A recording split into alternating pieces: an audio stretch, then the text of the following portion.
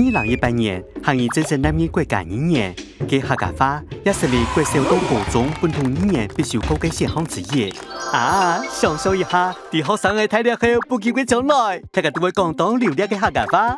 大家好。No， 冇咁簡單咯。啲麼，也嘅希望透過義務教育，培養客家到學生嘅講客嘅質量，本困難、混亂、唔好講嘅詞彙，充滿你幸福嘅版面。到底本土語言考察發生乜嘅事情呢？普及客家話做乜嘅咁困難呢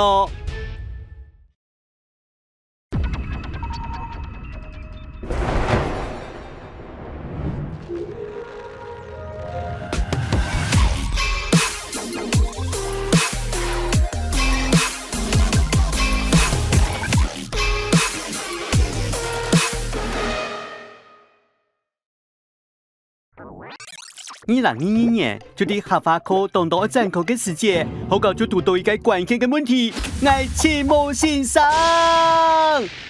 客家先生有幾難前面咯，有嘅先生會講唔會教，有嘅會教唔會講，還有嘅會教，唔過唔曉用客家文字，都冇簡單見到會講會寫嘅先生，唔過讀到目標強調就都難handle到。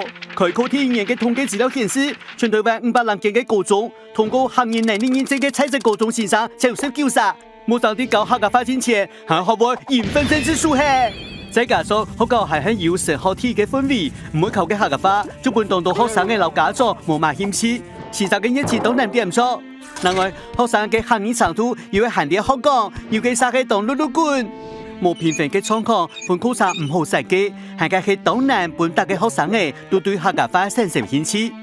哇！本土語言考察前日學校讀到都困難咯，做乜蒙語唔啲不卡好就好運咯？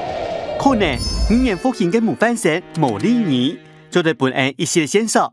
台北嘅紐西蘭經過英國殖民統治，英國語變做主要語言，讀書講方言社會本人叛逆嘅哦。再加上經濟發展老快速嘅都市化，唔但將毛利部落四四散散，歸根時代嘅朋友還敢對毛利語當上分。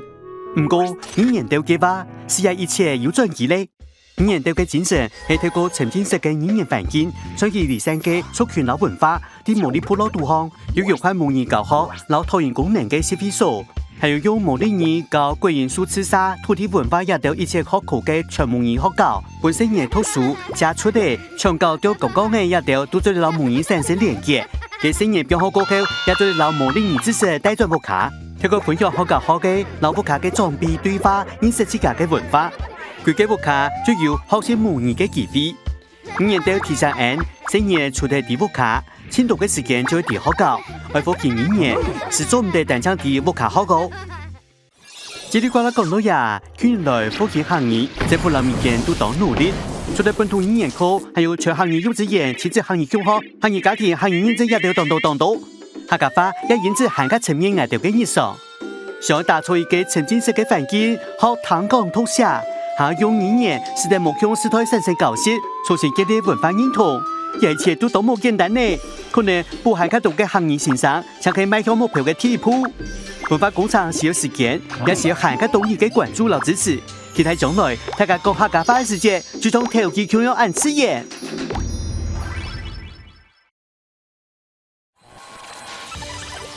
客棧，哈哈，好掂，你喊一個白見。